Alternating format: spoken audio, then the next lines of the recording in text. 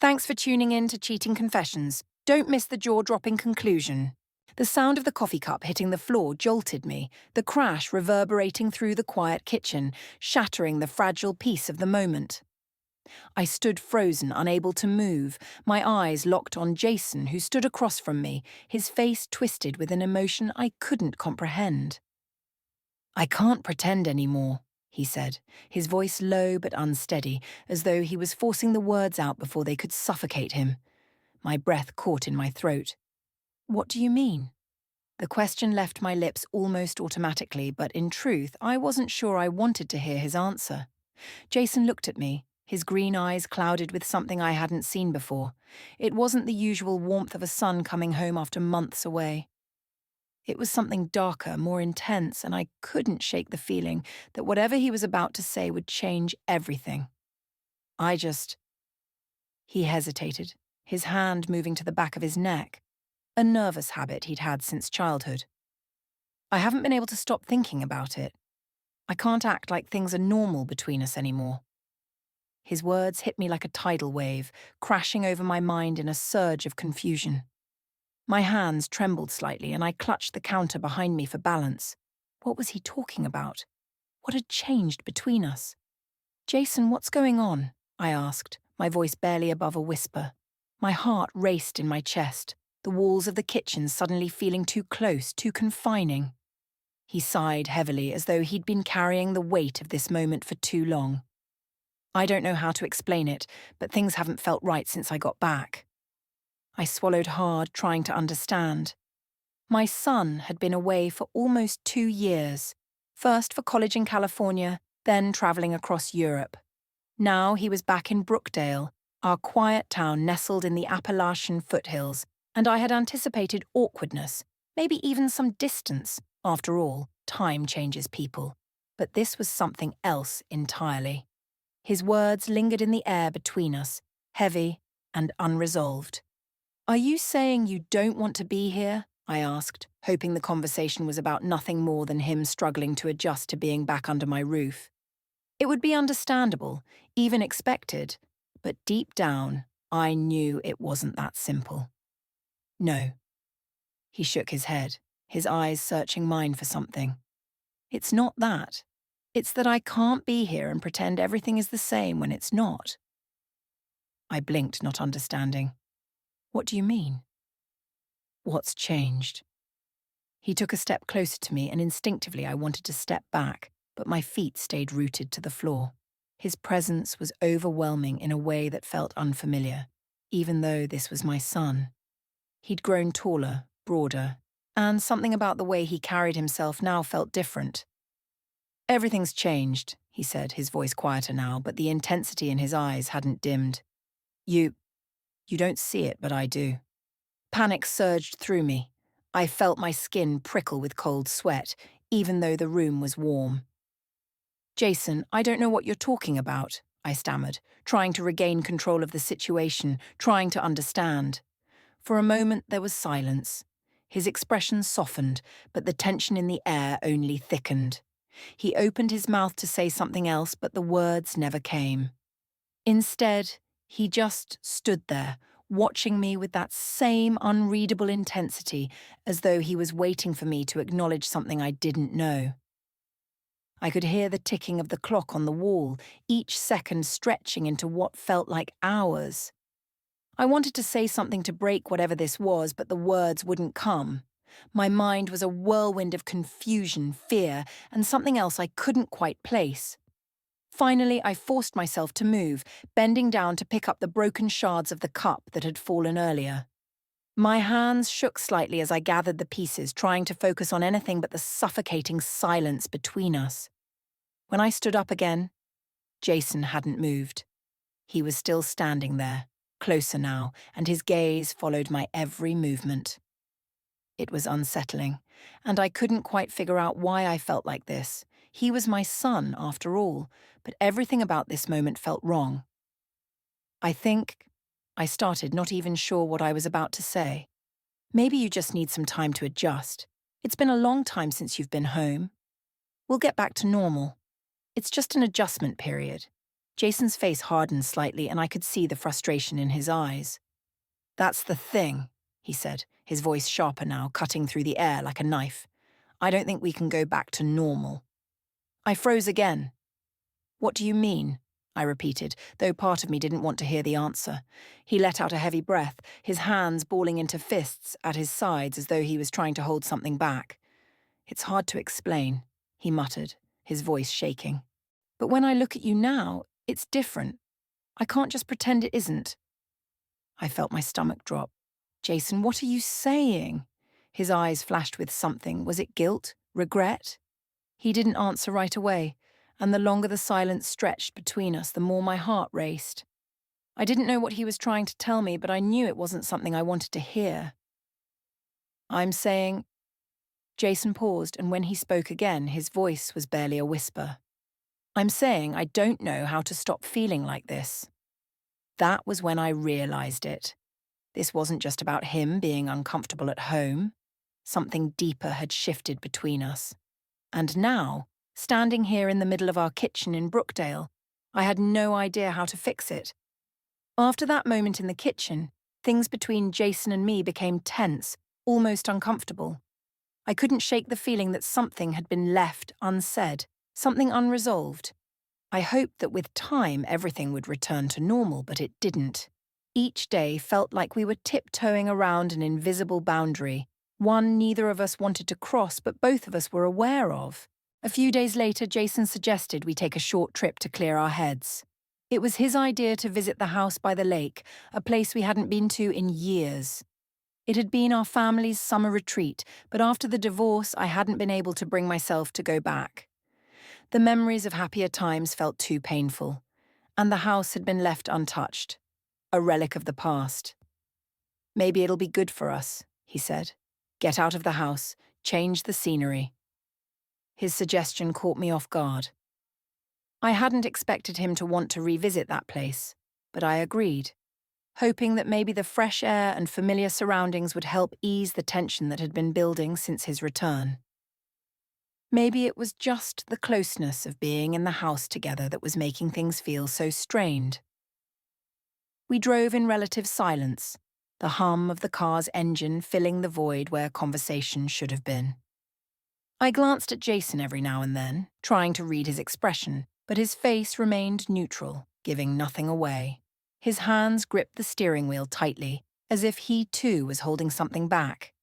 The house by the lake looked the same as it always had, though time had added a layer of dust to the windows and a slight overgrowth to the yard.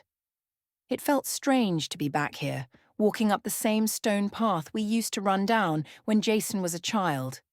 The memories were vivid, but they felt distant, like they belonged to another lifetime. We unpacked in silence. Jason took his old room upstairs and I stayed in the master bedroom just as we had done so many summers before.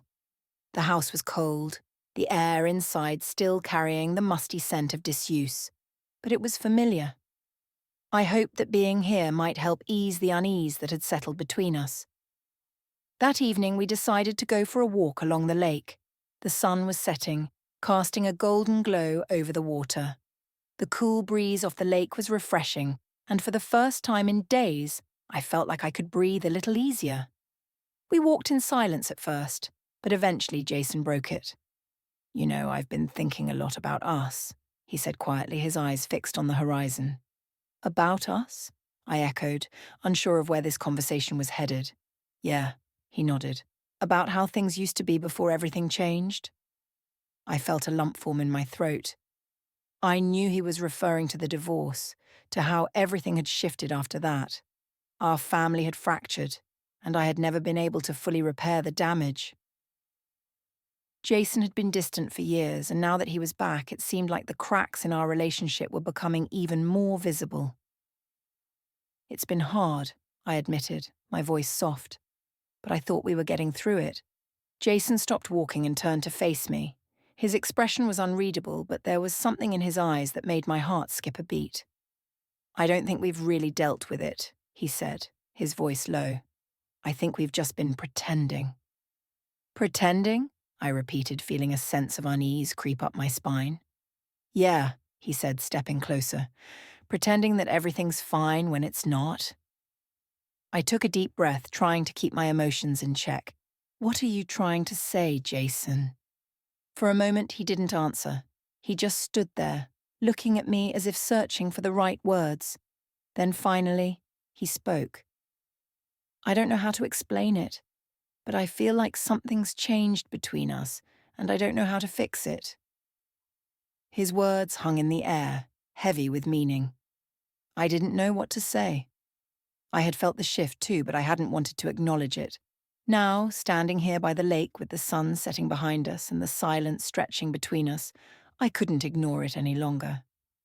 "I don't know what you mean," I whispered, though part of me already understood. Jason looked away, his jaw tightening. "Maybe I'm just imagining it," he muttered, shaking his head. "Maybe I just need time to figure things out." I wanted to reach out to him to comfort him, but something held me back. Instead, I nodded, my heart heavy. "Maybe we both do," I said quietly. We continued walking in silence, the weight of the unspoken hanging between us. The lake, usually so peaceful and calming, now felt oppressive, as though the stillness of the water reflected the tension in the air. I couldn't shake the feeling that we were on the edge of something we couldn't come back from. The next morning, we fell into an uneasy rhythm. I prepared breakfast while Jason sat on the porch, staring out at the lake. Neither of us spoke much. I could feel the strain between us growing, like a taut wire threatening to snap. After breakfast, Jason suggested we go into town to pick up supplies. The old country road was quiet as we drove, the radio playing softly in the background. I watched the trees blur past, trying to distract myself from the uncomfortable silence. When we arrived in town, we stopped at the Pine Market, a small general store we used to visit when Jason was little. It hadn't changed much, shelves stocked with local produce, a faint smell of fresh bread in the air. As we walked down the aisles, I tried to spark casual conversation. "Do you remember when we used to come here and you'd beg for ice cream?" I asked, forcing a lightness into my voice. Jason glanced at me and smiled, but it didn't quite reach his eyes. "Yeah, I remember. You'd always give in." "I was a pushover," I laughed softly, though the sound felt forced. Jason didn't respond, and the moment passed as quickly as it had come. As we left the store, Jason's phone buzzed. He glanced at the screen, his brow furrowing. "I need to take this," he said, stepping away from me and answering the call. I stood by the car, watching him from a distance. His expression was tense as he spoke in low tones, his back turned toward me. I couldn't hear what he was saying, but I could tell something was wrong. When he finally hung up, he returned to me, his face unreadable. "Everything okay?" I asked, trying to keep my tone casual. "Yeah, it's fine," he replied, but his voice was clipped, and I knew he wasn't telling me the whole truth. The drive back to the house was even quieter than the drive there. I kept glancing at him, trying to gauge his mood, but his face remained impassive. I felt a growing sense of unease, like I was waiting for something to happen, but had no idea what it would be. That evening, the tension reached a breaking point. We sat together on the porch, the soft glow of the setting sun reflecting off the lake. The silence between us felt unbearable, and I couldn't take it anymore. "Jason, what's going on?" I asked, my voice trembling slightly. "You've been distant since we got here. Is something wrong?" He didn't answer right away.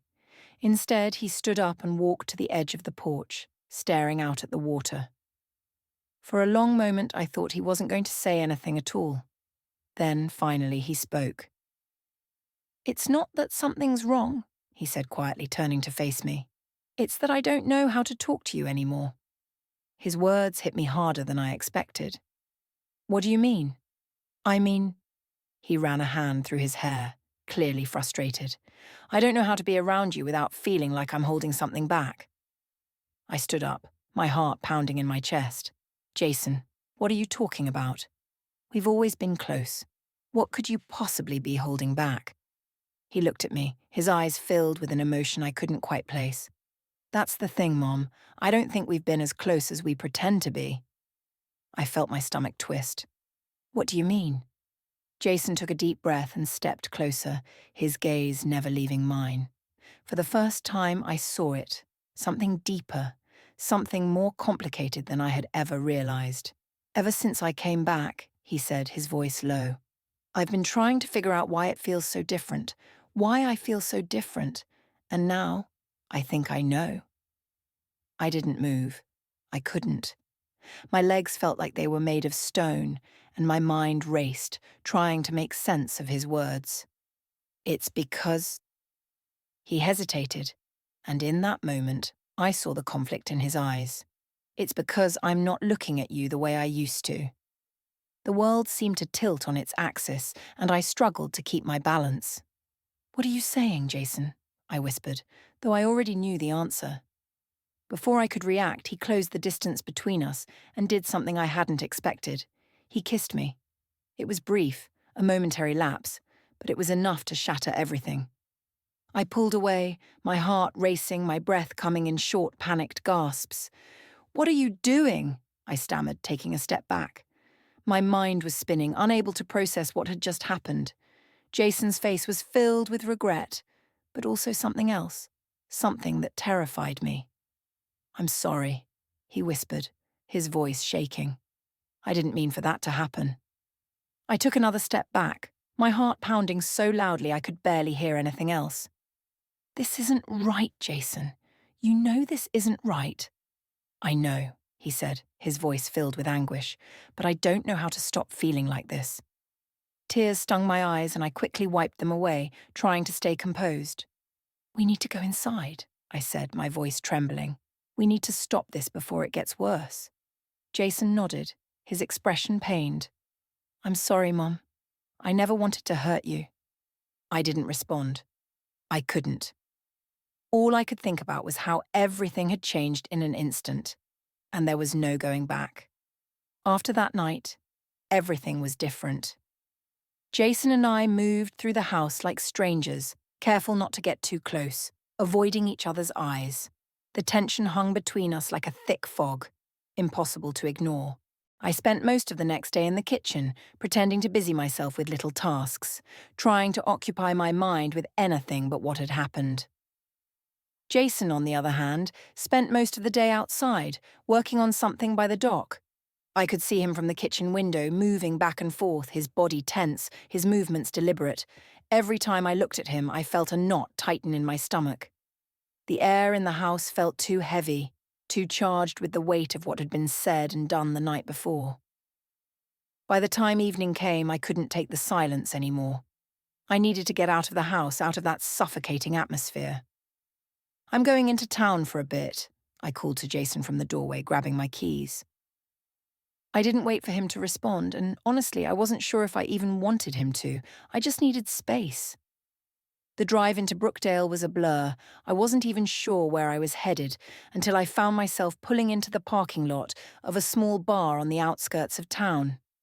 I hadn't been here in years, but it was the first place that came to mind when I thought about getting away. Inside, it was dimly lit, with a few scattered patrons sitting at the bar or in small groups at the tables. I ordered a drink and sat in the far corner, hoping to blend into the background, to disappear for a little while. The weight of the past few days pressed down on me, and I needed a moment to breathe, to think about something, anything else. I had just started to relax when I felt a presence beside me. I glanced up and saw a man standing there, a slight smile on his face. Mind if I join you? He asked. For a moment I hesitated. I wasn't here to socialize, but something in his expression was disarming, and maybe, just maybe, I needed a distraction. Sure, I said quietly, gesturing to the seat across from me. He sat down and introduced himself. David, a local who had lived in Brookdale for years. We talked for a while, casual conversation about nothing in particular. It was easy, and for the first time in days I felt like I could breathe. There was something refreshing about talking to someone who didn't know anything about my situation, someone who wasn't connected to the weight of everything going on back at the house. As the evening went on, I found myself laughing at something David said, and for a brief moment, I forgot about the mess waiting for me back home. But the moment was fleeting. My phone buzzed in my pocket. and when I glanced at the screen, I saw Jason's name. My stomach dropped. "I should go," I said, standing up abruptly. David looked surprised but didn't question it. "Thanks for the company," he smiled, but there was a hint of disappointment in his eyes. "Maybe I'll see you around," he said, his voice warm. I nodded, but I knew I wouldn't be coming back. This was a one-time escape, and now I had to return to reality. The drive back to the house was suffocating. The closer I got, the more the tension in my chest grew. I parked the car in the driveway and sat there for a moment, gripping the steering wheel, trying to gather the strength to go inside. Finally, with a deep breath, I stepped out of the car and walked toward the house. As I opened the door, I saw Jason sitting on the couch, his face illuminated by the dim light of the living room. He looked up as I walked in, his expression unreadable. For a moment, we just stared at each other, the weight of everything unsaid hanging in the air between us. "Where were you?" he asked, his voice quiet but tense. "I just needed some air," I replied, trying to keep my voice steady. "I went into town for a bit." Jason nodded slowly, but his eyes didn't leave mine. There was something in his gaze that made my heart race, something unresolved, something dangerous. "You don't have to lie to me," he said, his tone soft but pointed. "I'm not lying," I replied, though even I wasn't sure if that was true. Maybe I was lying, not about where I had been, but about everything else, about how I was feeling, about what had happened between us. It was all too much. Jason stood up slowly and crossed the room toward me. "You don't have to hide from me," he said quietly. "Not anymore." I took a step back, my heart pounding in my chest. "Jason, we can't keep doing this," I said, my voice trembling. "We need to stop pretending that everything's okay. It's not. You know it's not." For a moment, he didn't say anything. Then, before I could react, he stepped closer, closing the distance between us. His hand brushed against mine, and for a brief, terrifying moment, I thought he was going to kiss me again. But instead, he stopped, his eyes searching mine. "I can't stop thinking about you," he whispered, his voice filled with a raw intensity that made my breath catch in my throat. I don't know what to do with these feelings. Tears welled up in my eyes, and I took another step back. "We can't, Jason," I whispered. "We can't keep going down this road. It's wrong." "I know," he said, his voice breaking, "but I don't know how to stop." For a long moment we just stood there, staring at each other, the weight of everything crashing down around us. I could feel my heart pounding in my chest, my mind racing with 1,000 thoughts, and in that moment I knew there was no going back. Whatever happened next, nothing would ever be the same again. The days that followed were a blur. Jason and I barely spoke, as if we both knew that putting anything into words would make it too real, too final. I moved through the house like a ghost, doing my best to avoid him. Every time I caught a glimpse of him, my stomach would twist into knots. I had hoped that by distancing ourselves, we could somehow regain control of the situation, but the silence only seemed to make things worse. Jason stayed in his room most of the time, and when he wasn't there, he was by the dock, staring out at the lake.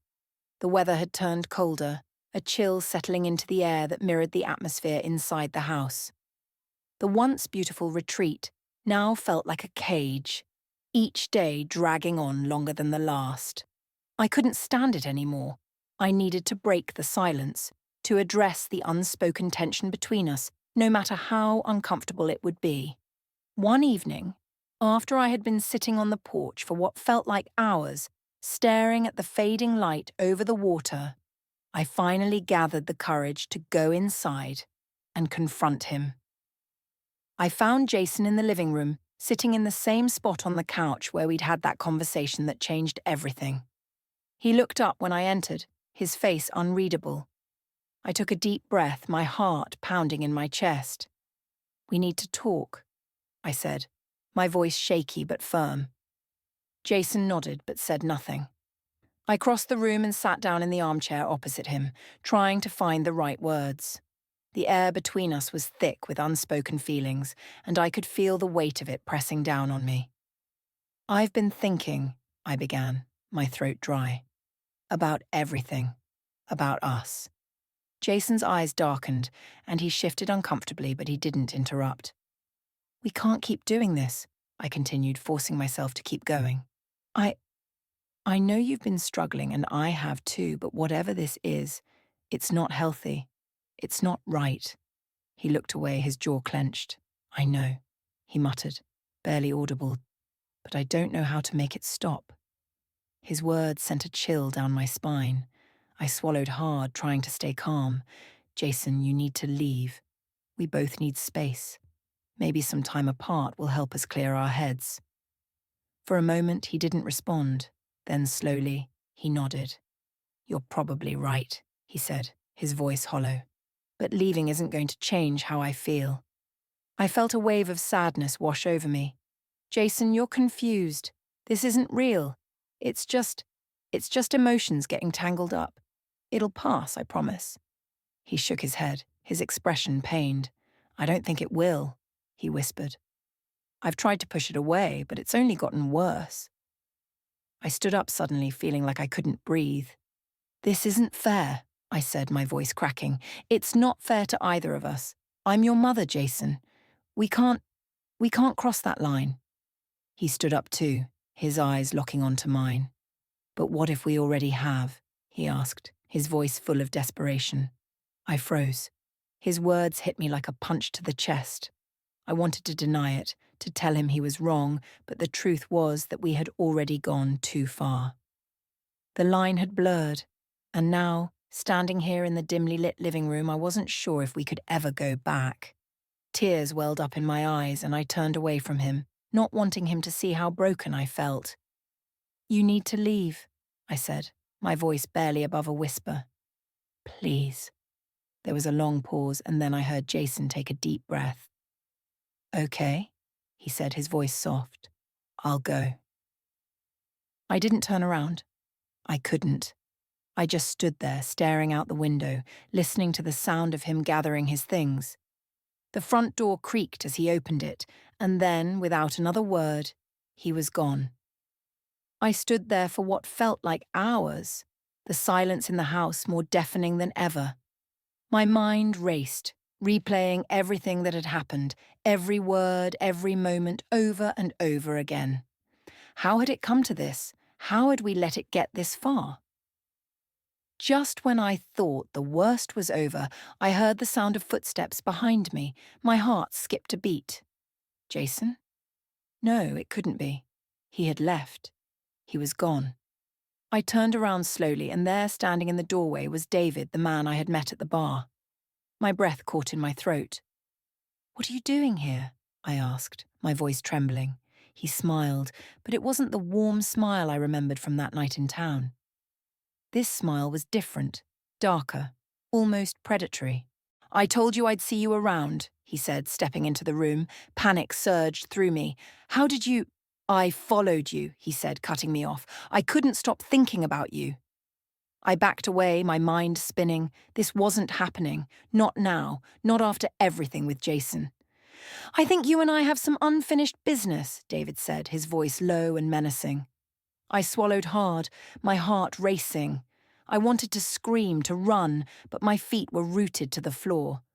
How had everything spiraled so far out of control? And just like that, everything I thought I knew shattered around me. David took another step forward, his eyes locked on mine, and I realized with horrifying clarity that this was only the beginning. David's presence in the room felt suffocating, his gaze heavy and unrelenting. I took another step back, trying to put some distance between us, but my back hit the wall. My mind raced, desperately trying to think of a way out. What do you want, David? I asked, my voice trembling despite my efforts to stay calm. He smiled again, that same unsettling smile. I think you know what I want. My stomach churned with fear. You need to leave. Now. But David didn't move. Instead, he took another step closer, his eyes never leaving mine. Why would I leave? We've only just started. I could feel my heart pounding in my chest, panic rising as he closed the distance between us. David, I'm serious. You need to go. He ignored me, his hand reaching out to brush a strand of hair away from my face. I flinched, pressing myself harder against the wall. You don't have to be afraid, he said softly, his voice low and dangerous. I just want to spend some time with you, like we did the other night. I don't want this, I whispered, tears welling up in my eyes. David's smile faltered, and for a moment, something flickered in his expression. Something darker, more threatening. You don't mean that, he said, his voice cold now. I do, I said, my voice firmer this time. You need to leave, David. He took a step back, his eyes narrowing as he studied me. For a moment, I thought he might listen. But then his expression hardened, and he grabbed my wrist, pulling me toward him. You don't get to make that decision, he hissed. I struggled against his grip, my heart pounding in terror. Let me go! David's grip tightened, and I could see the anger boiling just beneath the surface. You're not going anywhere. Panic surged through me and I lashed out, my free hand connecting with his chest as I tried to push him away. He stumbled back, surprised by the force of my shove, and for a brief moment I saw my chance. Without thinking, I bolted for the door, my feet barely touching the ground as I ran. I could hear David's footsteps behind me, but I didn't look back. I flung the door open and ran out into the night, my breath coming in ragged gasps as I sprinted down the driveway. The darkness of the night swallowed me, the cold air biting at my skin. I could hear David shouting behind me, but I didn't stop. I kept running, my heart pounding in my chest, my legs burning with the effort. I had no idea where I was going, only that I needed to get away. The woods surrounding the lake were thick, the trees casting long, eerie shadows in the moonlight.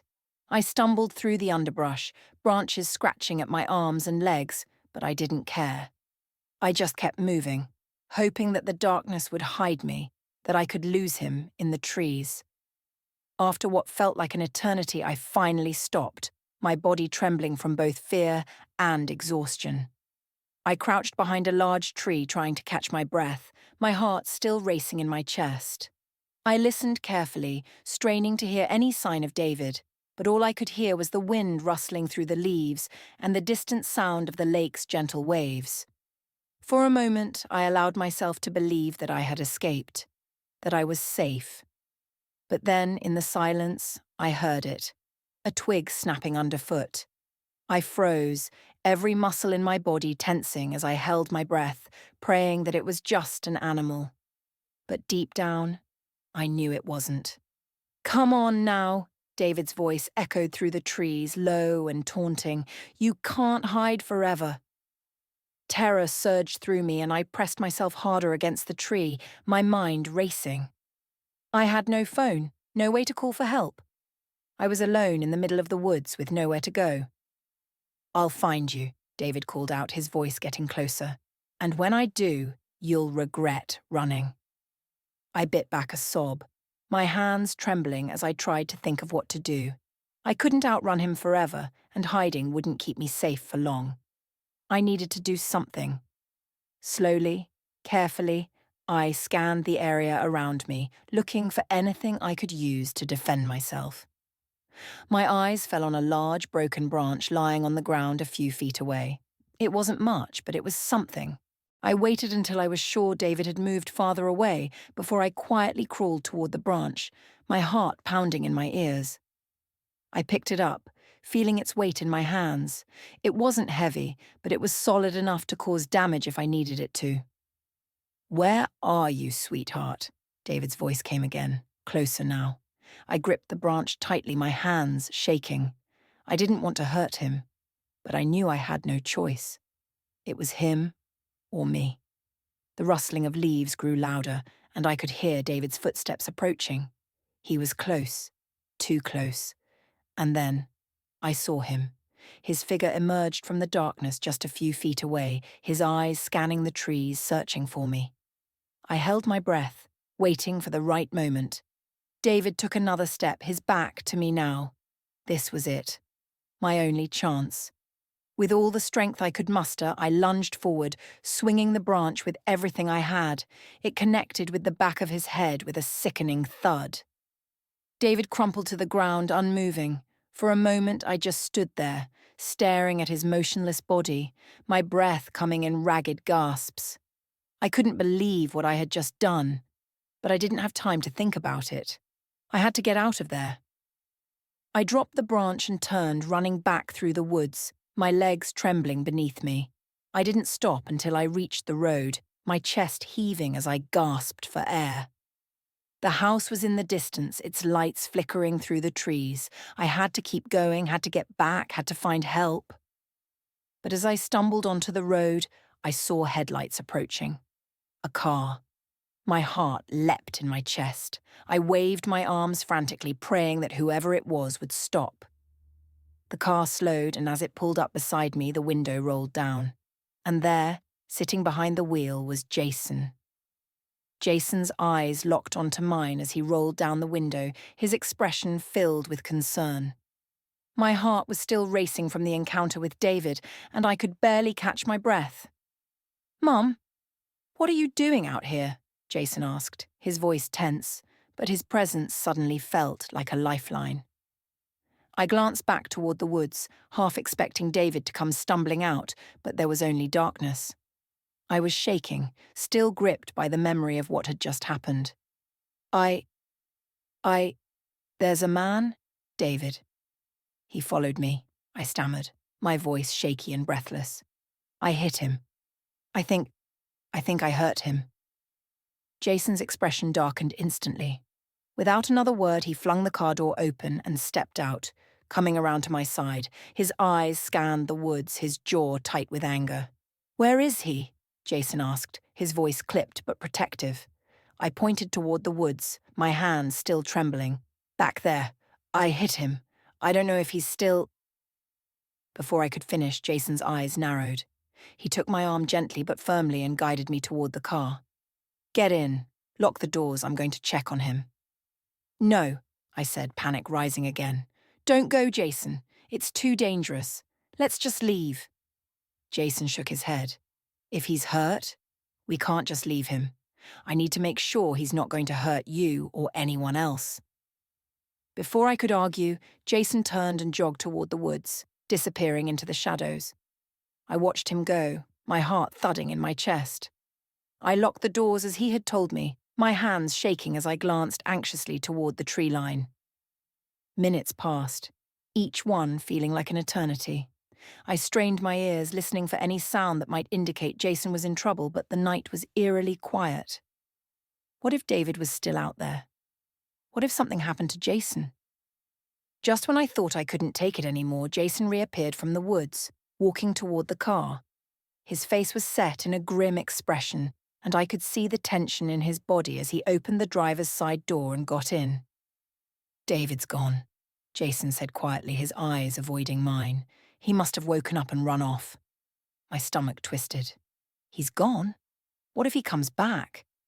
Jason's hands gripped the steering wheel tightly as he stared out into the darkness. "We'll call the police when we get home," he said. "We'll make sure this is over, for good." I nodded, still shaken but relieved to be leaving. Jason started the car, and as we pulled away, I glanced one last time at the dark woods behind us, half expecting to see David emerge from the shadows. But there was nothing, just the trees, silent and still in the night. The drive back to the house was quiet. Neither of us spoke, the tension between us thick but different now. My mind was still spinning from everything that had happened, the confrontation with David, the fear that had gripped me, the uncertainty of what might come next. But even as I sat there trying to process it all, I couldn't shake the feeling that the real storm was yet to come. When we finally pulled into the driveway, exhaustion washed over me. I just wanted to crawl into bed and forget everything that had happened. But as we walked up to the house, Jason stopped me at the door, his hand resting lightly on my arm. "Mom," he said, his voice low and hesitant, "we need to talk about this." I turned to face him, my heart heavy with the weight of the past few days. "Jason, I don't know if I can. Not tonight. His eyes searched mine, filled with a mix of concern and something else, something I couldn't quite place. It's not just about David, he said softly. I swallowed hard, knowing exactly what he meant. The tension between us, the confusion, the kiss. It all hung in the air, unresolved. I know, I whispered, my voice barely audible. Jason sighed, running a hand through his hair, his expression conflicted. We can't keep pretending like nothing happened. I looked down, my hands trembling. I know, I repeated, my throat tight with emotion. We stood there in silence, the weight of our unspoken thoughts hanging between us like a thick fog. Finally, Jason spoke again, his voice raw and vulnerable. I don't know what to do, Mom. I don't know how to fix this. Tears stung at my eyes, but I blinked them away, trying to stay composed. We'll figure it out, I said softly, though I wasn't sure if I believed it. But right now, I just need some time. Jason nodded slowly, his shoulders slumping as if the weight of everything was finally catching up to him. Yeah, okay. Without another word, we turned and walked into the house. The silence inside was deafening, but neither of us dared to break it. Jason retreated to the living room, and I made my way to the bedroom, my body trembling with exhaustion and fear. I crawled into bed, pulling the covers tightly around me, but sleep wouldn't come. My mind raced, replaying everything over and over again. The encounter with David, the tension with Jason, the kiss that had changed everything. I didn't know what the future held for us. I didn't know if we could ever move past what had happened. But as I lay there in the darkness, I knew one thing for sure. There was no going back. The days that followed were filled with an unsettling quiet. Jason and I tiptoed around each other, avoiding any serious conversation. The memory of David's assault and Jason's kiss weighed heavily on my mind, but neither of us seemed ready to confront it. The house felt colder, more isolating than ever, despite the spring sunlight streaming through the windows. Jason spent most of his time outside by the lake, fixing things around the house or sitting by the water, staring out at the horizon. I tried to focus on normal tasks, cleaning, organizing, but it all felt futile. My thoughts always returned to the mess we were in. One evening I decided to break the silence. We couldn't keep living like this, circling each other, pretending that nothing had happened. I found Jason in the kitchen, standing by the window, his face set in a serious expression. He didn't turn when I entered the room. Jason, I began softly, my voice shaky. We need to talk about what happened, about everything. He sighed, his back still turned to me. I know. I stepped closer, my heart pounding in my chest. This isn't sustainable, we can't keep avoiding it. He finally turned to face me, his eyes tired and conflicted. I know, he repeated, his voice low, but I don't know where to start. I took a deep breath, feeling the weight of what I was about to say. We need to be honest with each other, about our feelings, about what's been going on between us. Jason nodded slowly, his gaze dropping to the floor. I've been confused, Mom. So confused about everything. I swallowed hard. I know. I've been confused too. But we can't let that confusion destroy us. We have to find a way to move forward, to heal. Jason looked up at me, his green eyes filled with sadness. I don't want to hurt you. I never wanted to hurt you. Tears welled up in my eyes and I quickly blinked them away. You didn't mean to, but we need to face the reality of what's happened between us.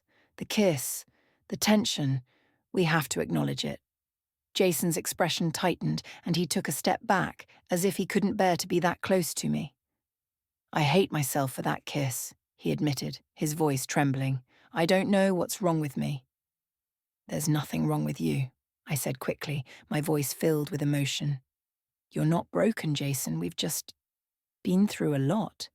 This whole situation is twisted because we've never really dealt with the pain, the loss. I should have been there for you more after the divorce, but I was dealing with my own issues, and now everything feels like it's falling apart. Jason ran a hand through his hair, his frustration evident. "But the feelings I've had, Mom, they're not normal." I stepped closer, trying to comfort him without crossing any emotional boundaries. "People feel confused in times of stress, in times of change.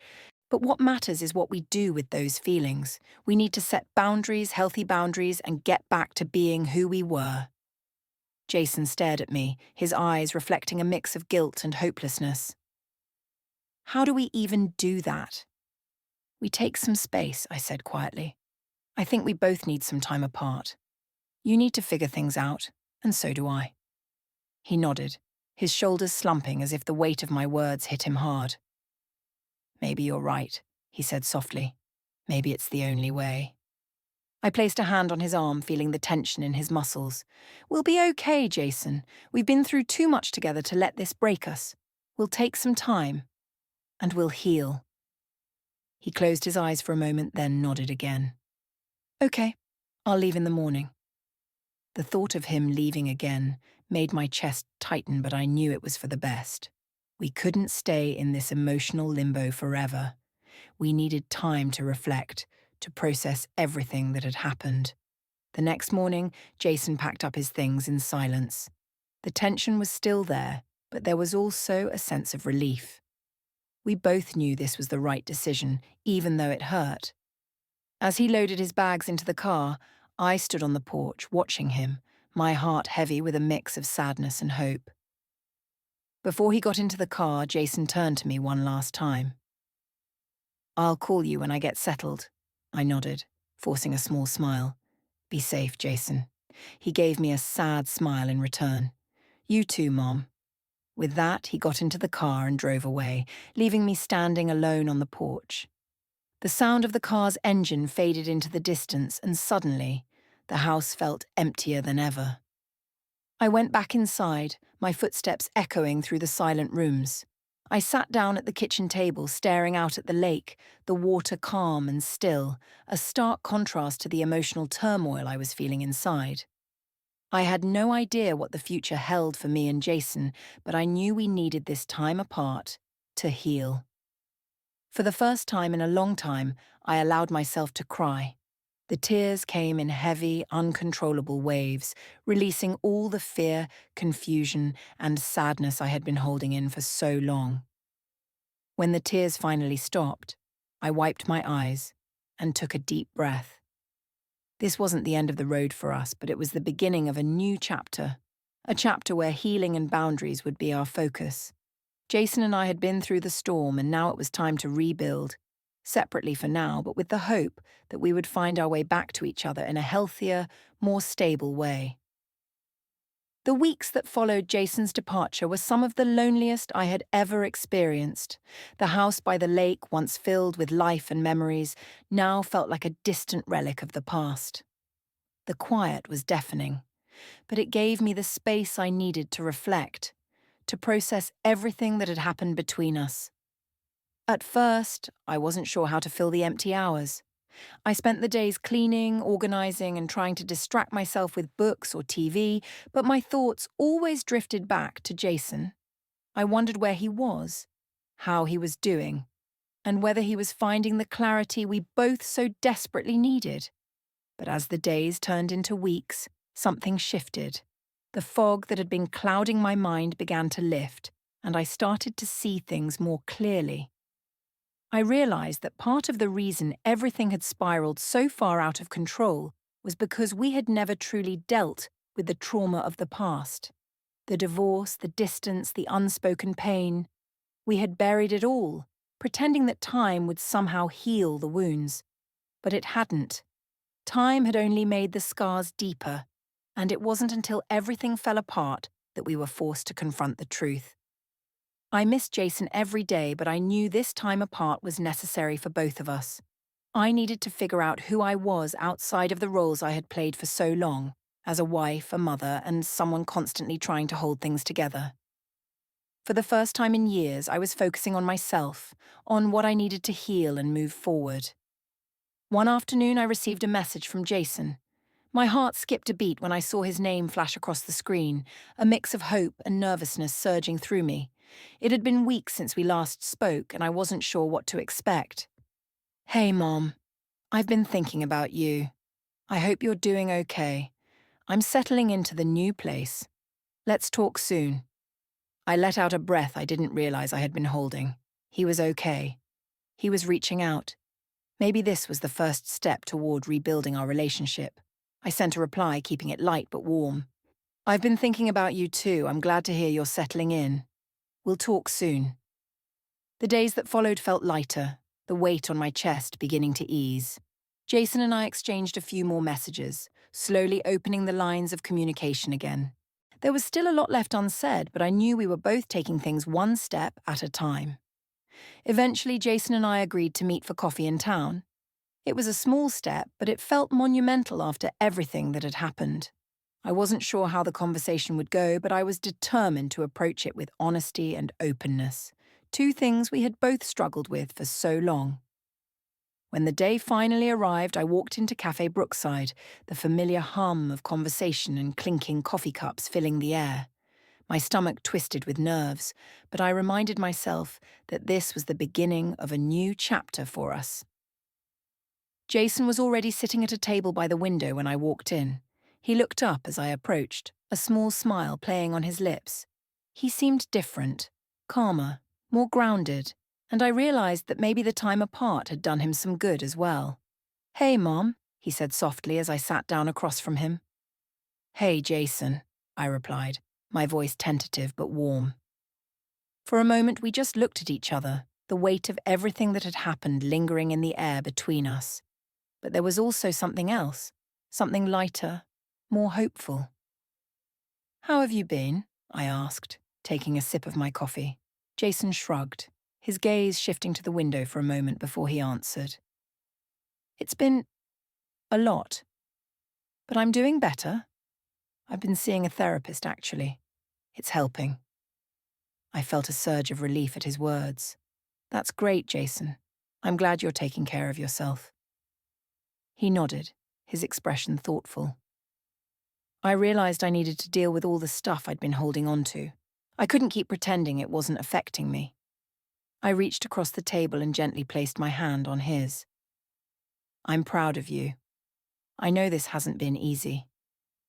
Jason looked down at our hands for a moment before meeting my gaze again. "I'm sorry, Mom, for everything, for the kiss, for putting you through all of this. I didn't know how to handle what I was feeling, and I took it out on you." Tears welled up in my eyes, but I blinked them away, giving his hand a reassuring squeeze. "It's okay, Jason. We've both made mistakes, but we're learning. We're growing. That's what matters." He smiled, a real, genuine smile, and for the first time in a long time, I felt like we were on the right path. It wasn't going to be easy, but we were both committed to healing, to rebuilding our relationship in a healthier, more honest way. The conversation flowed easily after that, filled with stories about his new job, his therapist, and the little steps he was taking to move forward. I shared my own journey of reflection and growth, and we both acknowledged that while the road ahead was still uncertain, we were no longer afraid of it. By the time we finished our coffee, the tension that had once felt insurmountable between us had eased. We hugged before parting ways, a sense of peace settling over me as I walked back to my car. As I drove home, I realized that this was the first time in years I felt hopeful about the future. Not just for me and Jason, but for both of us as individuals. We had faced our darkest moments, but we had come out on the other side, stronger for it. The house by the lake, once a symbol of pain and confusion, was now a place of reflection, a space where I could breathe and rebuild. Jason and I would continue to take things one step at a time, but I knew now that we were capable of weathering the storm, together. And as I pulled into the driveway, the sun setting behind the lake, I realized that this was only the beginning of our new chapter. Thanks for watching. The next story is ready and just as thrilling. Subscribe to catch new stories every day.